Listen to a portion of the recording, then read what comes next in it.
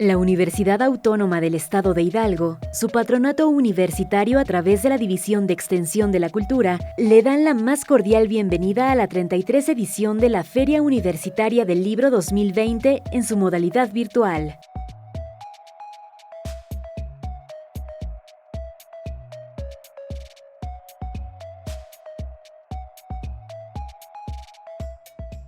Hola, ¿qué tal a todas las personas que nos escuchan en este encuentro de poesía, el segundo encuentro de poesía de la Feria Universitaria del Libro en su 33ª edición en forma virtual? Bienvenidos sean todos a este programa de actividades que hemos dividido justamente en dos temáticas centrales que son la actualidad de la poesía en México y la hibridación entre los géneros. Y hoy justamente tenemos la fortuna de conversar abordando quizás o atravesando quizás estas dos temáticas con Elisa Díaz, quien ya nos ha visitado previamente en esta Feria Universitaria del Libro, pero ahora viene a acompañarnos recién habiendo ganado el Premio Nacional de Poesía Aguascalientes con su libro El Reino del Honor Lineal, de lo cual conversaremos en un rato más. Y bueno, para poner un poco en contexto a las personas que nos están escuchando, Elisa Díaz es poeta y traductora mexicana. Ella, con el apoyo de las becas Fulbright, Comexus y Goldwater, cursó la maestría en escritura creativa con enfoque en poesía en la Universidad de Nueva York. Fue primer lugar en el Premio Poetry International del 2016, segundo lugar del Premio Literal Lat de 2015 y semifinalista del Premio Tupelo Quarterly del 2016.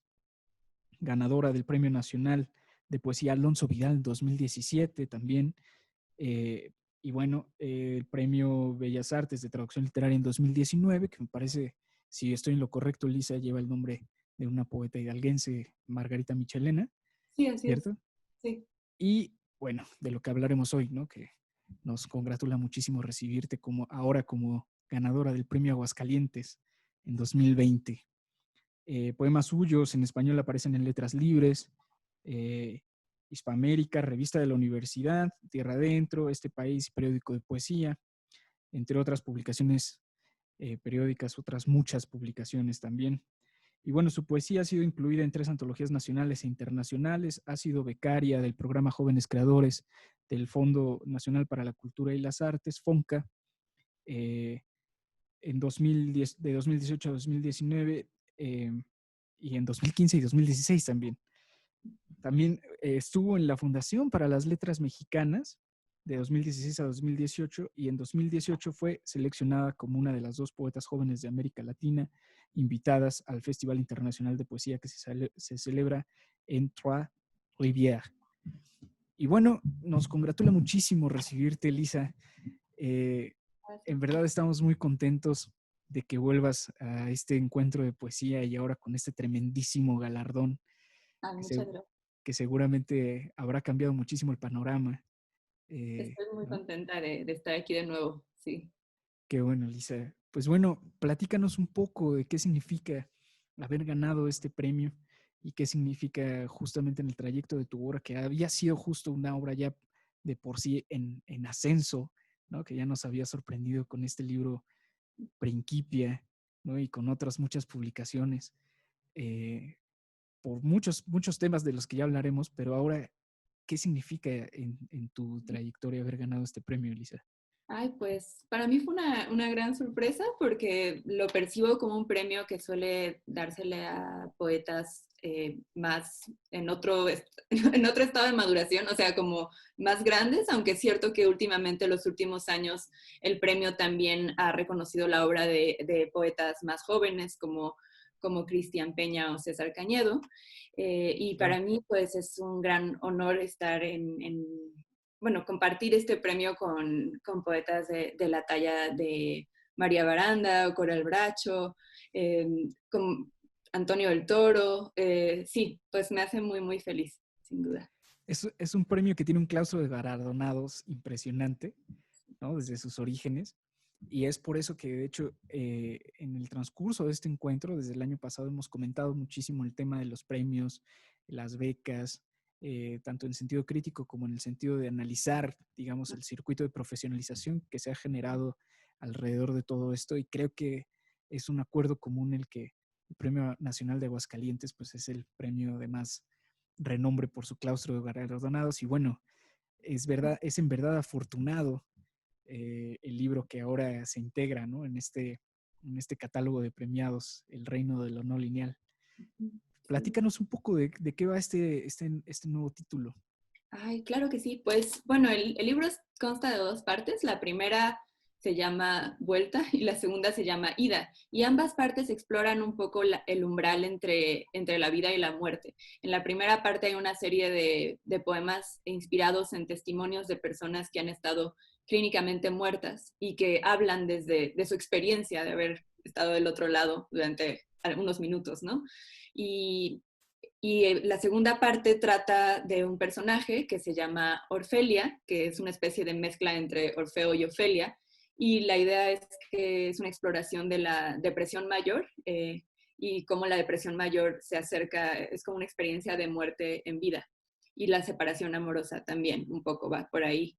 En la primera parte también tengo una serie de poemas que son supongo que es la parte más científica del libro, donde exploro diferentes significados de la palabra vida, obedeciendo una estructura remotamente similar a un diccionario, ¿no? Donde trato de tener esa misma estructura sintáctica que tienen los diccionarios y que me parece tan fascinante, y abrevo de cuestiones científicas, pero también de cuestiones filosóficas, de cultura pop, de dichos y de una serie de distintas fuentes. La idea es como ponerlo junto a todo a convivir y ver qué pasa.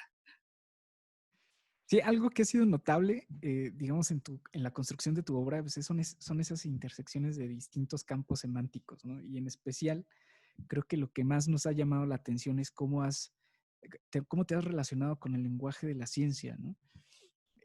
Ya, digamos, la evocación de Principia, ¿no? Del pasado libro que presentabas, que es una evocación quizás, por ejemplo, al Principia Matemática, ¿no? De Newton.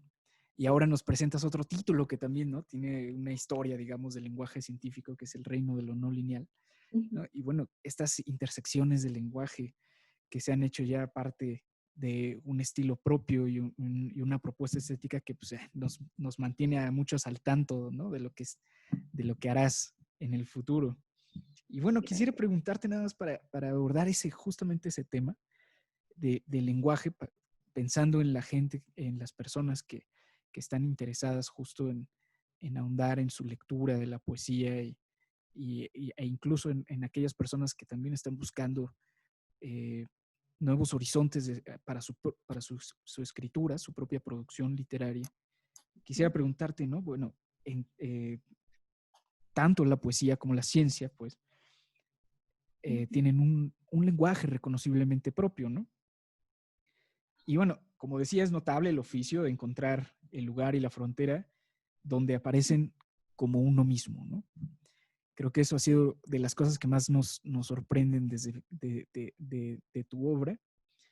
Y bueno, en el caso justamente de lo que hablamos, la poesía logra integrar en su cuerpo algunas de las figuras más llamativas del registro literario de las ciencias, ¿no? Y yo quisiera preguntarte cómo es que logras esto que ya comentaba, por ejemplo, algún autor como Gastón Bachelard, ¿no? La ensoñación, la imaginación poética, la lírica, justamente porque nos atañe en este encuentro, pues, la poesía, ¿no?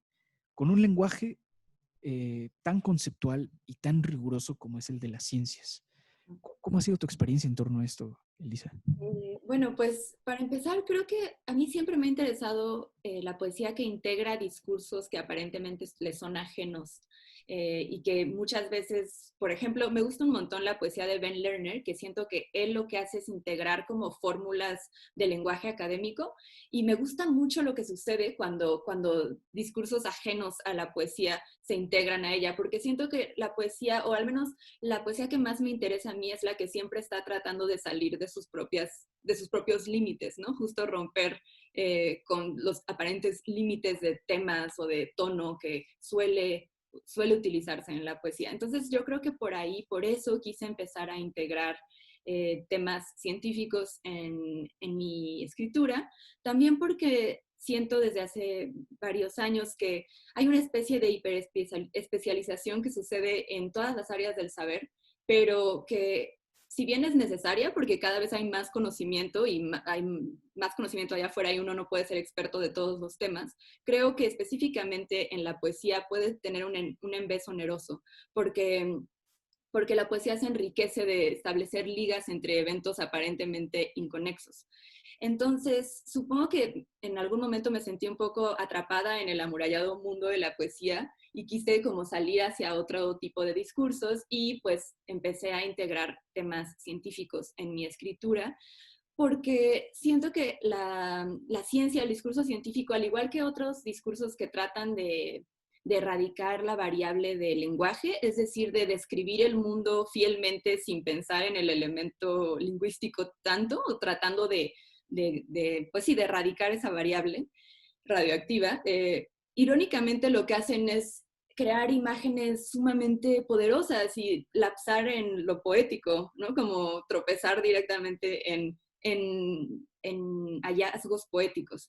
Entonces, incluso antes de saber muchas veces qué significaban algunos términos de la ciencia, especialmente de la cosmología, como materia oscura, horizonte de eventos, horizonte cósmico, ya de entrada me parecían términos fascinantes, ¿no? También principio de incertidumbre en la física cuántica. Entonces, ya de entrada como que yo decía, quiero saber más sobre esto, simplemente porque el nombre es tan fascinante. Y entonces lo que he tratado de hacer a lo largo de estos años en los que he escrito bastante de ciencia es integrar esos conceptos, pero haciendo mi mejor esfuerzo por no falsearlos, ¿no? Es decir, por no simplificarlos hasta un punto que se vuelvan falsos y que estén contradiciendo las bases de esas ideas. E incluso a veces lo que intento en muchos de estos poemas que escribo es que se entienda un poco el concepto que estoy tratando de, bueno, explorar desde lo poético. O sea, que no sea solo una especie de, no sé, como que esté ahí nada más y no se explique, sino que se trate de explorar desde el discurso poético y que se trate de dar a entender también qué son esas cosas, qué son esos conceptos científicos. Claro, justamente mencionabas, ¿no? La conexión que hay entre cosas que parecen de primer momento inconexas. Uh-huh. Incluso podríamos pensar en que esa también es una definición de la ciencia, ¿no? El conocimiento que se genera a través de la ciencia pues es justamente la de fenómenos que al principio pues parecían no tener ninguna relación, ¿no? Y bueno, creo que ahí hay una percepción o una intuición muy, muy intensa de la poesía dentro de la ciencia en tu lectura, y eso me parece muy notable. Gracias. Pienso también, por ejemplo, en algunas posturas frente a la poética, Uh-huh. en donde se cree, por ejemplo, que la poesía es también una posibilidad de crear nuevas realidades, ¿no? Así como el conocimiento te entrega el saber de nuevas realidades, la poesía también crea estas nuevas realidades, ¿no? Uh-huh. Es el caso, por ejemplo, del creacionismo, ¿no? En Vicente Huidobro. Pero en cambio, en las comunidades científicas se pretende más bien asir las realidades y fenómenos ya existentes, ¿no? Uh-huh. En una balanza, ahora que nos describes un poco como tu afán, ¿no? Con los conceptos y el abordaje poético, si lo ponemos en una balanza, ¿qué crees que se pueda lograr con este cruce?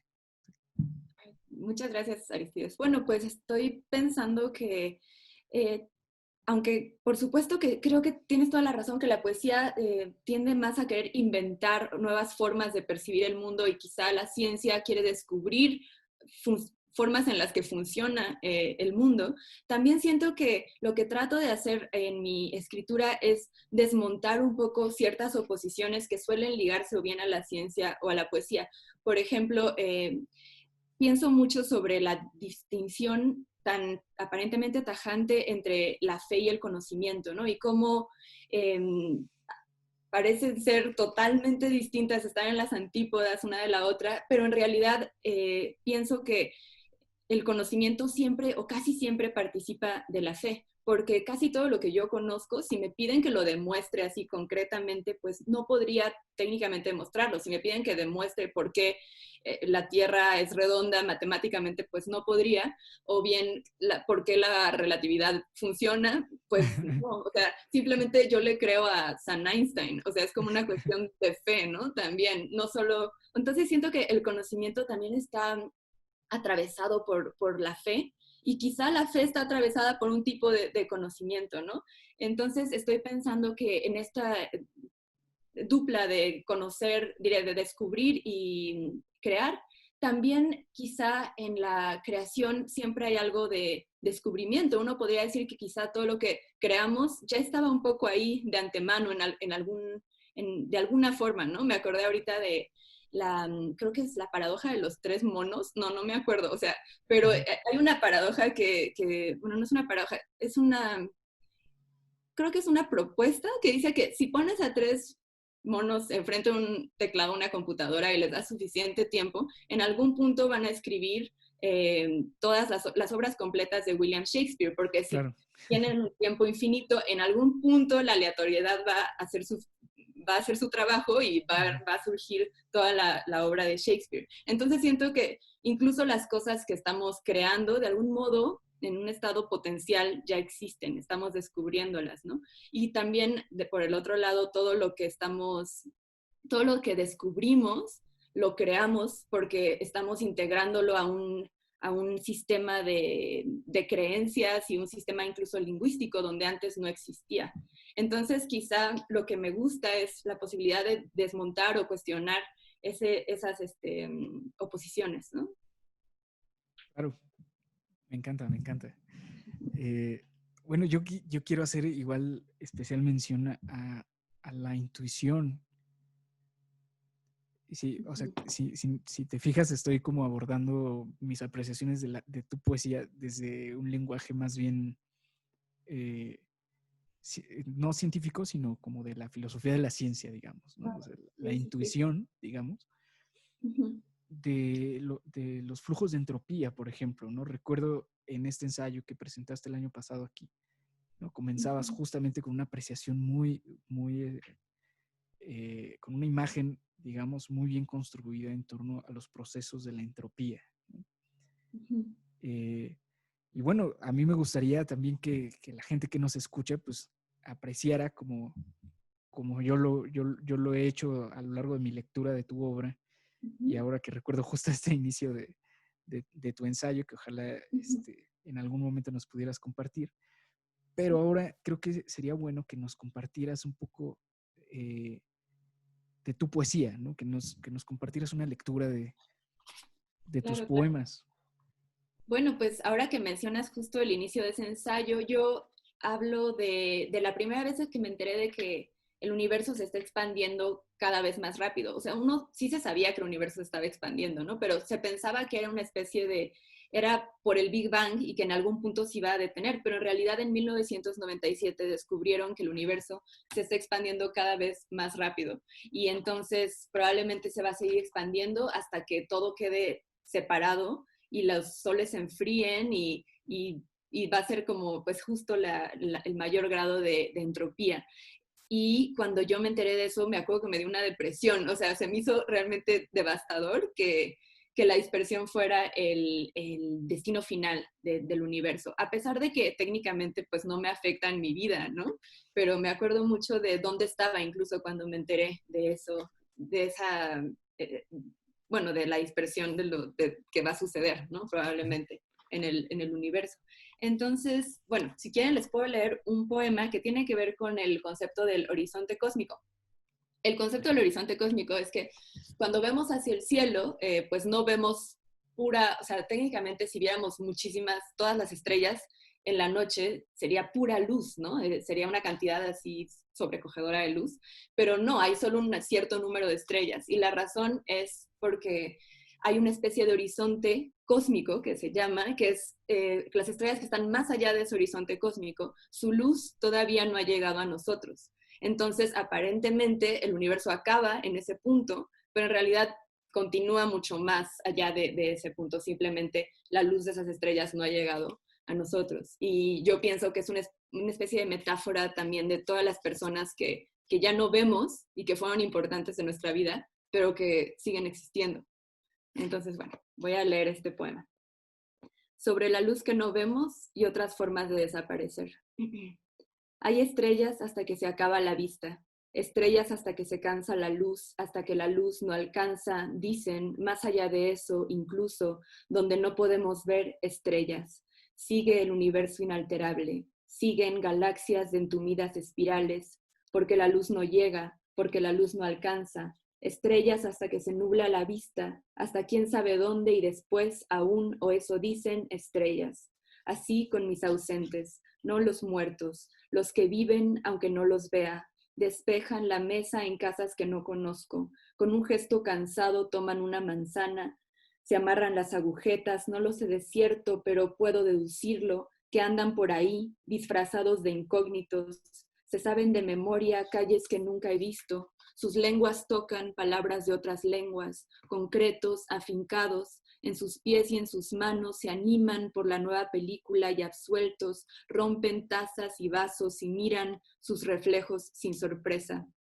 Son como muertos, son como fantasmas, pero más torpes, más tibios, viven tanto como antes, tantas horas, días completos, todos los minutos de corrido, cada segundo de cobre en el reloj de la iglesia, igual, les falta el cambio, se desesperan, se les hace tarde, y cuando los recuerdo, no son quienes son quienes eran, los verdaderos, no estos farsantes que existen a mis espaldas, sino espectros de años abajo, a contracorriente, su dulzura de manos y palabra, de obra y omisión, de juramentos que se han pasado un poco de la fecha, se han tornado ácidos, ligeramente malolientes por mi culpa, por mi gran culpa, ni siquiera en la soledad estamos solos. Los ausentes andan por ahí, con su caminar de autómata, de forma oblicua siguen en el mundo, se levantan, se cepillan el pelo, qué cansancio. El mundo que no vemos sigue precipitándose y existe.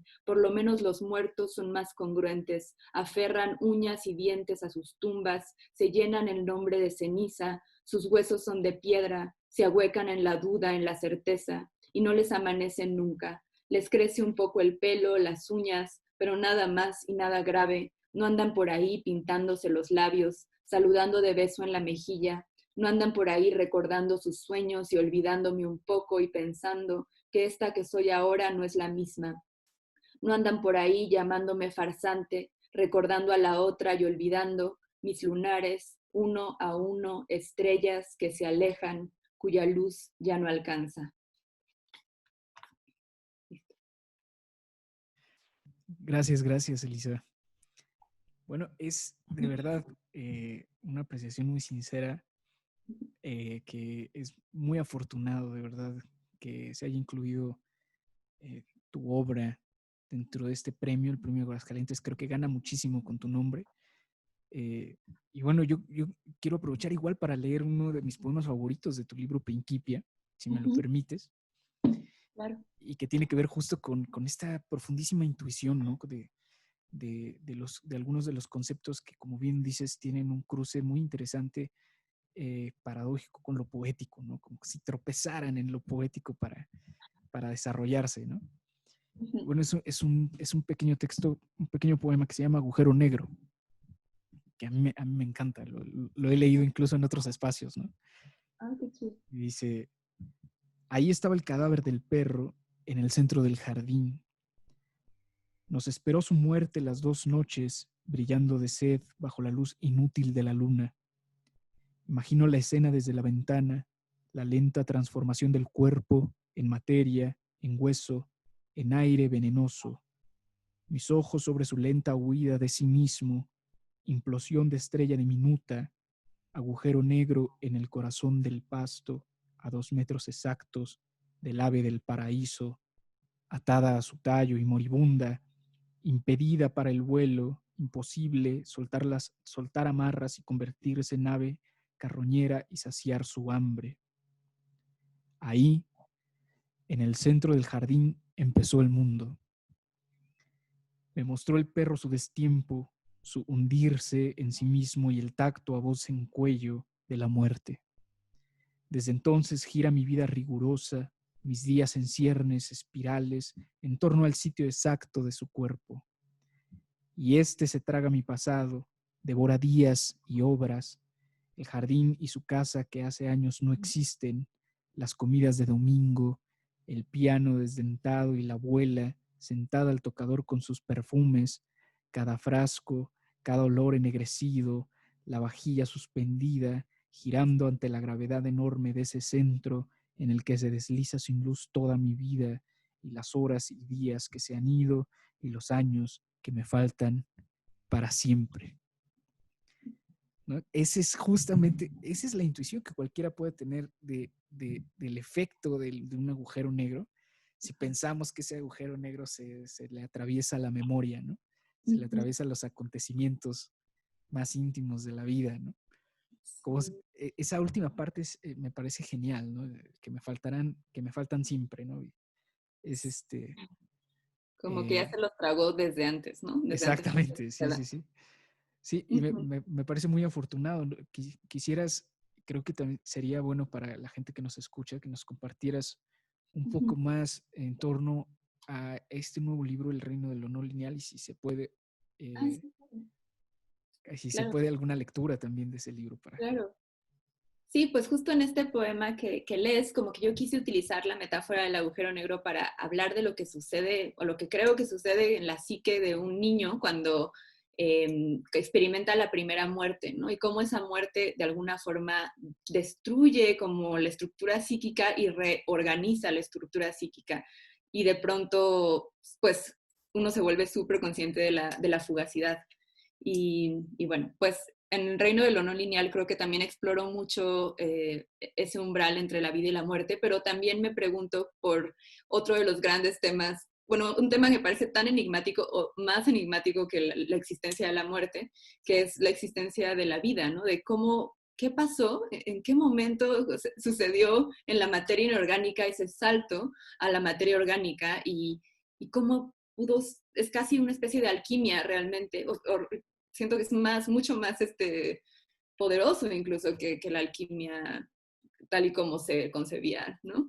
Entonces, siempre me ha parecido muy fascinante y en varios poemas de El reino de lo no lineal trato de experimentar con diferentes significados de la palabra vida. Entonces, si quieren, les leo uno de esos y tal vez otro poema que no esté relacionado, que tal vez sea de Orfelia, que es esta exploración de la depresión. Bueno, empiezo con una definición de vida. Vida. Menudo adrede recalcitrante. Ver el origen de, ver generalidades. Retrospectiva del concepto. ¿Qué no es vida? En el mar ni las piedras ni la arena. En el bosque ni el incendio ni la llama. Interpretaciones, especulaciones, modelos híbridos. Ni en el espacio, rotación o traslación de astros, aunque quizá cometas. Eso. Tal vez de ahí venimos, de otra parte. Lluvia roja de Kerala. Somos impacto, meteoritos, su caída, su impronta sobre el suelo. Tal vez la vida es eso, una cicatriz. Bueno, pues esa es una de las definiciones de vida. Si quieres, puedo leer ahora un poema de los... Bueno, puedo leer uno. ¿Nos da tiempo de dos más? ¿Tú cómo ves? Sí, claro que sí. Sí, Bueno. nos da tiempo. Adelante. Bueno, leo... bueno, es que están un poco largos. Mejor solo uno más, porque si no... bueno, que es uno de los Lázaros, bueno, así les digo a estos personajes que están inspirados en testimonios de personas que han estado clínicamente muertos, o también son solo imagino como situaciones de ese tipo, y esta es una de ellas. Tiene un epígrafe que es Ayer por fin dejé de suicidarme, de Heiner Müller. Quise morir, es cierto, estaba exhausta, de tanto despertar a contracuerpo y en mi piel siempre la mitad de la noche. No había lugar en mi vida para nada que no fuera la muerte. Todo era demasiado y me dolía el más mínimo acorde del color rojo. Quise morir, aunque mi cuerpo no quisiera, quise, a pesar de la sangre que insiste en recorrerme, a pesar del crecimiento de mis uñas y considerando incluso que el cuerpo respira por sí solo cada noche. Mi nombre hacía agua, sabía tierra, y hay en la vida ese qué será de mampostería y mamparas, de escenario vacío que culmina en su ausencia. Me dolía la saliva de mis niños, sus noches de 4 horas, su proscenio, su llanto que rompe anaranjado, como soles que sangran y coagulan. Son las 24 horas abiertas, sus corredores encendidos, es la moneda inestable del afecto, el reciclaje de la ternura. Es saber que estamos regresando hacia ningún lugar y no volvemos a encontrarnos con los que ya se han ido. Es saber que todo el tiempo que me queda no vale lo que un instante gris en la ventana turbia de hace años. Es la vigilia descaminada de los que mueren de sueño y no pueden dormir. Preferí la muerte, ese común denominador.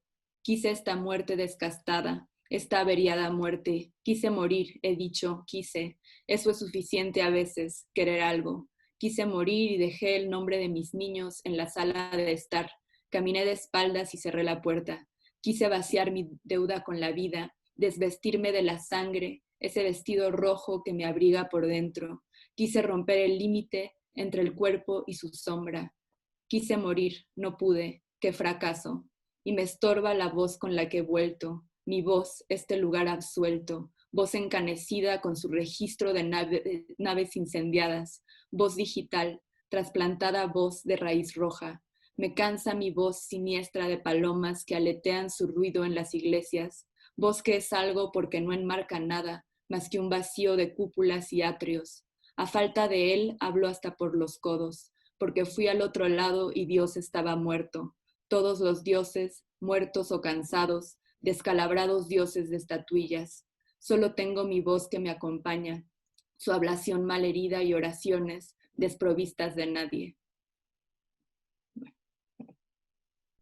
Gracias, Elisa. Tenemos tiempo para uno más. Nos ¿Sí? encantaría que los compartieras, sí, claro. Ay, bueno, muy bien.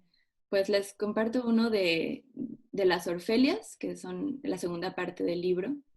Bueno, leo este, que se llama Orfelia no encuentra un comprobante de domicilio. Toco lo que me queda, lo que habrá de quedarme.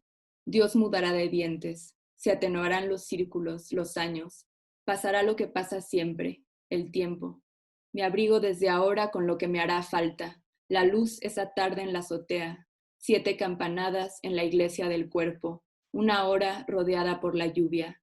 Mido mi discordancia, remonto la usura, pronostico el final de mi nacimiento. La ciudad se ha mudado de sitio, unos metros, dicen, se desplaza. Ya no está donde estuvimos y no he vuelto a subir a la azotea. Fuimos solo esto, 2 piedras sobre una barda, nombre a nombre.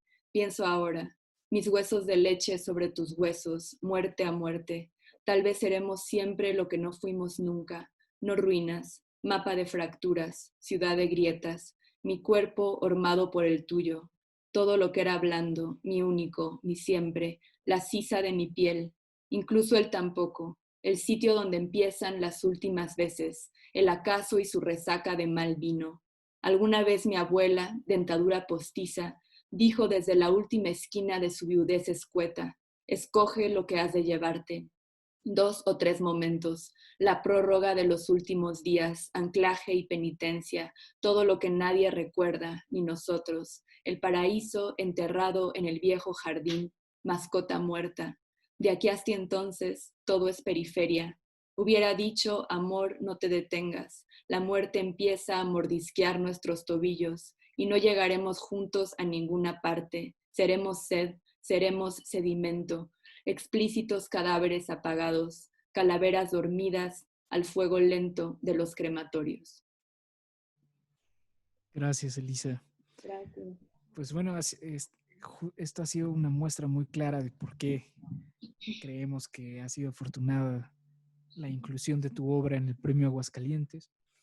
Quiero hacer hincapié justamente en que una de las virtudes o de las, digamos, de las fortunas de los premios en general, digamos, es justamente la posibilidad de entregarnos formas nuevas, de nombrar las cosas y, digamos, nuevos puntos de partida para el lenguaje y experiencia. Y creo que este es un gran ejemplo de cómo cómo se lleva a cabo esto dentro de la poesía, ¿no?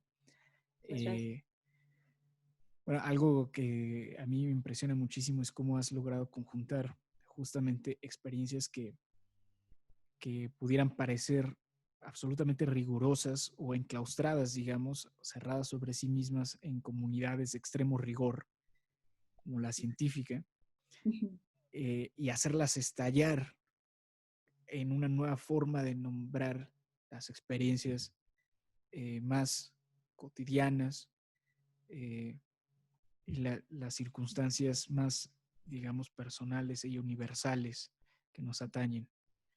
Eso, digamos, es para mí la fortuna esencial de tu obra dentro del Aguascalientes, y creo que es por eso que, que hacemos la invitación, pues, tan subrayada a la gente que nos escucha, pues, de que se acerque a tu obra.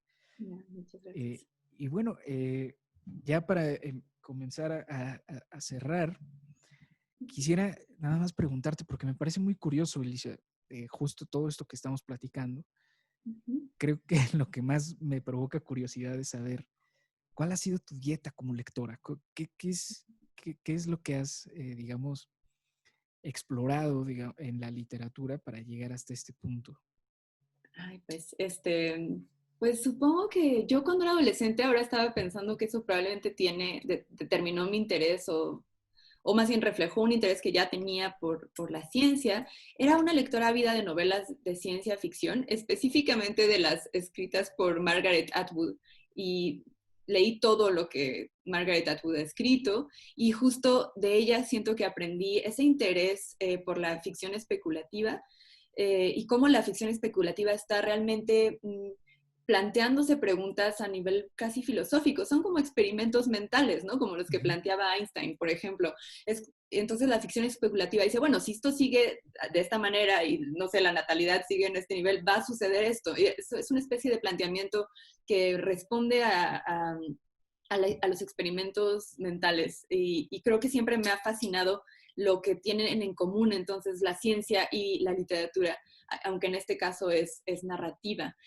Más adelante, pues descubrí la poesía la descubrí desde pequeña, como a los 11 años por error. Siempre digo que llegué a la poesía por error, porque en el libro de mis papás tenían una versión de Nostalgia de la Muerte de Javier Villaurrutia, pues que es un libro, pues es un poemario, entonces un libro delgadito, la letra era muy grande y tenía un dibujo en la portada. Y yo dije, pues este es un libro para niños. Y me acuerdo que pues, fue el primer libro de poesía que leí completo, pensando que era quizá para niños.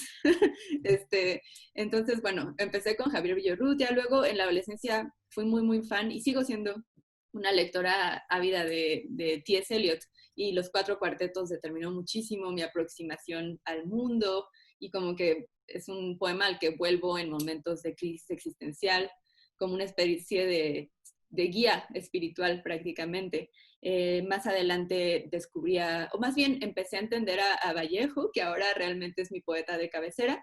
Cuando lo leí por primera vez, creo que no le agarraba yo mucho la onda, como que no entendía muy bien qué es lo que estaba haciendo o por qué era tan bueno, pero ahora me parece lo mejor que se ha escrito en el mundo y siempre estoy releyendo a Vallejo. También a mí me influyó mucho las letras del tango, porque me fascina el tango desde hace muchísimos años y entonces admiro un montón a los letristas del tango, ¿no? Alfredo Lepera, Discépolo, Troilo, todos estos letristas y compositores me parecen fascinantes, ¿no? Y creo que eso también determinó un poquito ciertos giros de mi poesía. Incluso, Simbólica. incluso quizás el ritmo también, ¿no?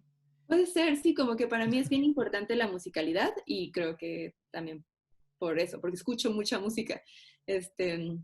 También Szymborska creo que ha sido como una de las influencias más determinantes en mi aproximación a la poesía, porque admiro muchísimo cómo utiliza la ironía y el sentido del humor como una herramienta analítica prácticamente. No sé exactamente cómo, pero me parece que utiliza el humor como un método de conocimiento. Y eso me parece fascinante. Wow, eso es súper interesante, ¿no? Cómo podemos hablar desde un ambiente que que pudiera parecer completamente ajeno a la producción de conocimiento, pues de justo incluso fundamentos propios del, Exacto. del, del acto del conocer, ¿no? Ajá, es súper interesante, sí. Bueno, quizás otra pregunta que también me surge con toda esta elaborada construcción, tanto estética como eh, en el sentido de la logopea, quizás, ¿no? Como decía Pound, ¿no? De Ujú. las ideas, digamos, que surgen en el hilo de lo poético. Eh, Quisiera preguntarte también, ¿qué sigue para Elisa Díaz una vez habiendo ganado ya el premio Aguascalientes? Tan joven, en un ascenso tan notable, ¿no? de tu obra. Ujú. ¿Cómo ves el propio panorama de tu escritura? Bueno, pues yo he seguido escribiendo a partir de que me enteré del premio, como que en realidad creo que me ha motivado a escribir más, como me ha motivado tanto en un sentido como de que siento que me siento honrada de que hayan reconocido mi trabajo, pero también incluso en el sentido de que me da la libertad práctica de poder dedicarme más de lleno a la escritura gracias a, pues, al premio económico, ¿no?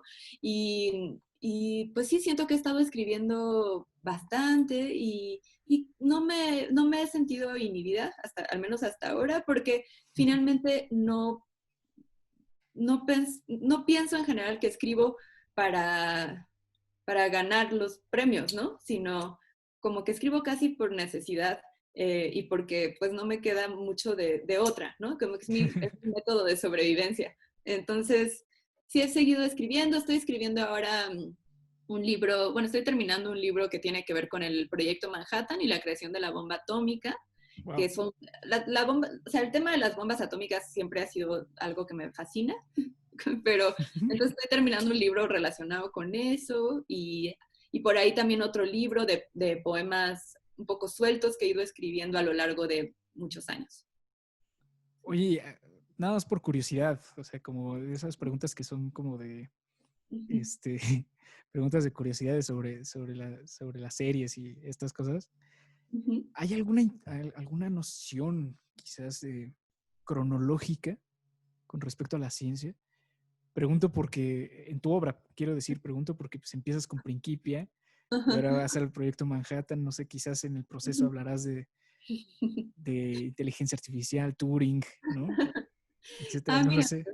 no lo había notado, pero puede ser, o sea, no estoy segura, pero sí es cierto que hay una especie de avance temporal, ¿no? Y es cierto que últimamente he estado leyendo más sobre física cuántica, que es un tema del que la verdad no sabía mucho al respecto cuando escribí Principia, pero ahora me he estado educando más al respecto y como que, entonces sí, de algún modo estoy poco a poco alcanzando a la modernidad en la ciencia. Está bien interesante porque sí da como una especie de reflejo, ¿no? Igual de la historia propia de la ciencia, ¿no? O sea, recuerdo a, a este Alexandre Coiré, ¿no? Que hacía filosofía de la historia de la ciencia, que mencionaba justamente estas rupturas o quebraduras justo en la cronología histórica del pensamiento científico Ujú. y ponía justo el acento en estos mismos puntos que tú estás señalando, ¿no? Y justo podríamos decir que Ujú. la última gran ruptura en sentido epistemológico, pues en estas, ¿no? La física cuántica, las teorías de ciencias de la complejidad, que se ve, digamos, en el título general de El reino de lo no lineal, Sí. ¿no? Entonces, me parece genial, me parece bastante maravilloso ese pequeño guiño, digamos, Como a, biográfico, ¿no? Como una como especie. biográfico exacto de la ciencia dentro de tu obra. Y bueno, para cerrar ya esta eh, bellísima conversación contigo, Elisa, ganadora del Premio Aguascalientes del 2020, quisiéramos escuchar quizás una recomendación de lectura para la gente que nos escucha y está interesada en saber un poco más de, o más bien de leer un poco más de este tipo de propuestas. Eh, y que les ayuden también a arrancarse también en este tipo de lo que Claro. hemos estado hablando aquí. Ay, pues sí, déjame pensar, como de poesía relacionada con ciencia, ¿piensas? Un Quizás poco. literatura. Ujú. Pues una poeta a la que yo leí mucho cuando empecé a escribir Principia fue a Tracy K. Smith, que es una poeta de Estados Unidos que escribió un libro que se llama Life on Mars, que es sobre ciencia y sobre David Bowie, sobre la muerte del padre. Entonces, como que justo está como reuniendo temas que aparentemente son totalmente distintos entre sí y me parece que el resultado es bastante fascinante. Tiene poemas que me gustan un montón. Entonces pienso que Tracy K. Smith, también si no han leído a Szymborska, yo siempre recomiendo a Szymborska porque soy muy, muy fan de Claro, ella. ¿Y quién más? Pues Gerardo Denis también, ¿no? claro, claro que sí. Justo pensaba en Gerardo Denis. Hay algunas cosas incluso en Jaime Labastida que tienen que ver con el evolucionismo, ¿no? Que igual menciona ahí sus propias Ah, ¿en apreciaciones serio? de, de Berzón, ¿no? Porque él es también filósofo. Sí. Oh, qué chido, Eh, voy a checar esas de Jaime eh, Labastida. y bueno, pues a Elisa Díaz, ¿no? Que ese es, digamos, el tema de hoy. Y con eso cerramos con estas recomendaciones de nuestra querida poeta y traductora Elisa Díaz, ganadora del Premio Aguascalientes 2020. Muchas felicidades, Elisa, en verdad. Gracias, Eh, gracias a ti por acompañarnos en este encuentro de poesía. Y bueno, la Universidad Autónoma del Estado de Hidalgo, lo sabes bien, es tu casa y Gracias. pues mantiene las puertas abiertas para cuando podamos volver a vernos ya en Ah, presencial, ¿no? esperemos que pronto. Esperemos Sí. que pronto. Y pues bueno, muchas gracias a las personas que nos han escuchado. Ahí quedan las recomendaciones, ahí quedan nuestras perspectivas en torno a este tema tan importante que son los cruces del lenguaje entre la poesía y la ciencia y la obra de Elisa Díaz. Muchísimas gracias por escucharnos y nos vemos en próximas emisiones. Hasta luego.